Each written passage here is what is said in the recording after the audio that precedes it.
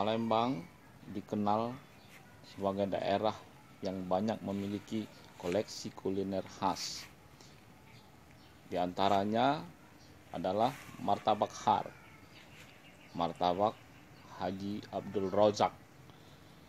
Makanan yang tadinya berasal dari Malabar ini cukup dikenal dan sangat banyak disukai oleh banyak orang.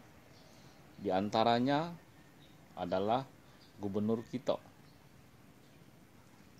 Pak Haji Herman Deru. Ternyata Haji Herman Deru sangat menyukai martabak har ini. Selamat datang di channel Muhammad Nasir.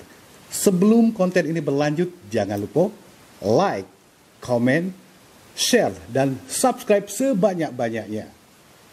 Tahu be, martabak har Simpang Sekip nih ya. Tahu kalau aku doyan martabak, kiriminyo martabak gorila. Pas ku tanya-tanya rupanya bukan gorila, mozzarella. Ini loh martabak yang pakai ini.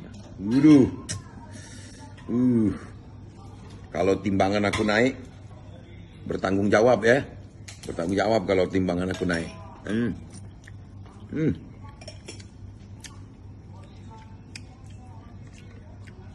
Besok kirim lagi. Tapi kalau besok beli, kalau sekarang kan uji coba khas.